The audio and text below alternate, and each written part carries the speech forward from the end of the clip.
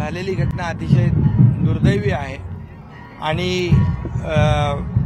जे जखमी आहेत त्यांचा तात्काळ त्यांना छत्रपती शिवाजी महाराज हॉस्पिटलमध्ये आहेत, त्यांचा जीव वाचवण्याचं काम याला आम्ही प्राधान्य देऊ आणि ही जी काही घटना झालेली आहे ती अतिशय दुर्दैवी आहे, त्याची माहिती देखील मी घेतो आणि जे त्याच्यामध्ये मृत्यूमुखी पडलेले आहेत त्याला देखील जी शासनाच्या माध्यमातून देय मदत आहे ती देखील शासन करेल आणि जखमींचा उपचार देखील तात्काळ या ठिकाणी युद्ध पातळीवर करेल, कारण त्यांचा जीव वाचवणं याला प्राधान्य आम्ही देणार. रेल्वेला सर्वाधिक महसूल मुंबई उपनगरीय रेल्वे देते, मात्र तरी देखील मुंबईकरांना सोयी सुविधा मिळत नाहीत, सुरक्षा देखील मिळत नाही. या बाबतीमध्ये बघा, आता अपघात झालेला आहे, त्याची रेल्वे मंत्रालयाच्या माध्यमातून उच्चस्तरीय चौकशी होईल आणि त्यातून जे काही सत्य आहे किंवा जे काही कोणाचा दोष असेल तर तो समोर येईल.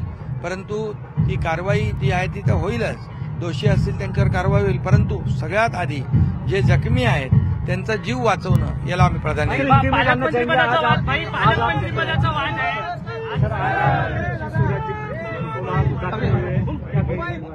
शिवराज्याभिषेक 352वां है, ये तिथि के अनुसार आया हुआ है. आज हम देखते हैं छत्रपति शिवाजी महाराज का. वेगवेगळ्या प्रतिक्रिया आपल्यापर्यंत पोहोचतायत. मनसेच्या पदाधिकाऱ्यांच्या प्रतिक्रिया होत्या, त्यानंतर उपमुख्यमंत्री एकनाथ शिंदे यांची प्रतिक्रिया आहे. आमच्या परीने जे जखमी आहेत त्यांना सर्वतोपरी वाचवण्याचा प्रयत्न आम्ही करू असं एकनाथ शिंदे म्हणाले. घडलेली घटना दुर्दैवी आहे असंही त्यांनी म्हटलं. लोकल प्रवास शिवाय कुठल्याही चाकरमान्याला नोकरदार वर्गाला पर्याय नाही, लोकलनेच प्रवास करावा लागतो. मग तुम्ही पश्चिम रेल्वे म्हणजे पश्चिम भागामध्ये राहत असाल, मध्य रेल्वेवर राहत असाल, कुठेही राहत असाल. या मृत्यूला जे आहे ते माझं म्हणणं आहे की रेल्वे मंत्री आणि रेल्वे प्रशासन जबाबदार आहे. त्यामुळे रेल्वे मंत्र्यांनी त्वरित राजीनामा द्यावा आणि रेल्वे प्रशासनाला पण त्या ठिकाणी कडक कारवाई व्हावी अपेक्षा मी व्यक्त करते. खरं सांगायचं झालं तर आम्ही सातत्याने संसदेमध्ये सांगत आहोत, मुंबईमध्ये प्रत्येक दिवसाला 7 व्यक्ती ज्या आहेत त्या रेल्वे दुर्घटनेमध्ये मरतात. हा जर तुम्ही ॲव्हरेज बघितला तर जवळपास 2 ते 2.5 हजार मंडळी ही जी आहेत ह्या रेल्वे प्रवासामध्ये त्यांचा दुर्दैवाने मृत्यू होतो. याला जबाबदार कोण आहे? रेल्वे प्रशासन आहे. आणि म्हणून आम्ही मंत्री महोदयांना सांगितलं होतं की ऑटोमॅटिक दरवाजे त्या ठिकाणी जे आहे ते बंद होणारे ट्रेन निर्माण करा. कितीतरी प्रवासी खिडकीला लटकून जातात, दाराला लटकून जातात आणि अशा प्रकारच्या दुर्दैवी घटना होतात. त्याच्यामुळे जास्तीत जास्त ट्रेनची संख्या वाढवली पाहिजे आणि अशा प्रकारे जे खिडकीला किंवा दाराला लटकून जर प्रवासी जात असेल त्यांना तिथून त्यांच्या त्या पद्धतीने जाऊ नये म्हणून त्यांच्या मनाई केली पाहिजे.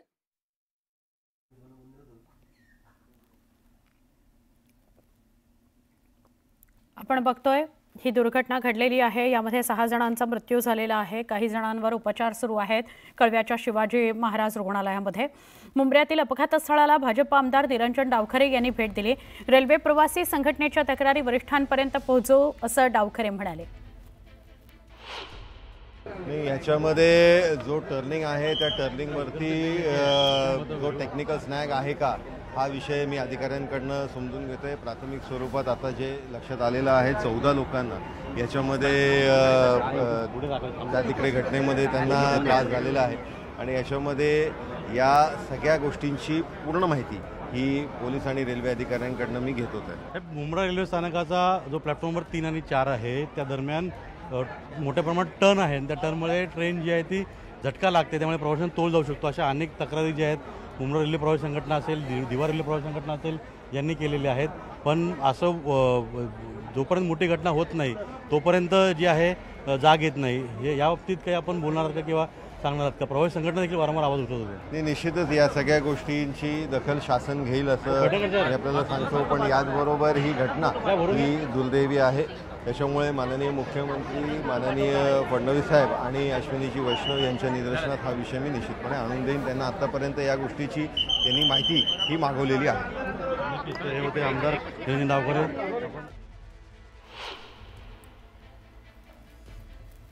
लोकल दुर्घटना कशी घडली तर अनेक वर्षांनंतर पहिल्यांदाच असं घडलेलं आहे की 2 लोकल एकत्र क्रॉस झाल्या आणि त्यावेळेला जे फुटबोर्डवर उभे होते त्यांच्या बॅग्सचा एकमेकांना धक्का लागला आणि त्या धक्क्याने CSMTकडे जाणारी जी फास्ट लोकल होती त्या लोकलमधल्या काही महिला आणि पुरुषांना धक्का लागल्यामुळे ते ट्रॅकवर कोसळले।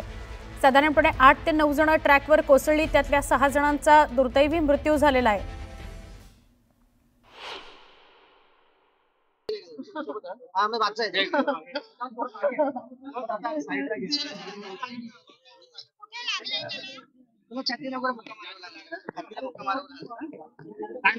शुभम गोरे, तुमचं नाव काय? राजू मध्ये जीपी काढला ऐक ना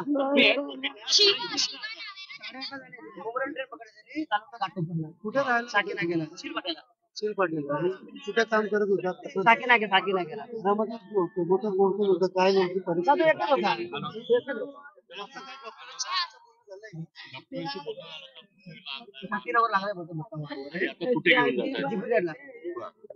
बोलतोय का तो? काही डॉक्टरांनी सांगितलं मित्र कुठे कामाला जायचं? साकी नाक्याला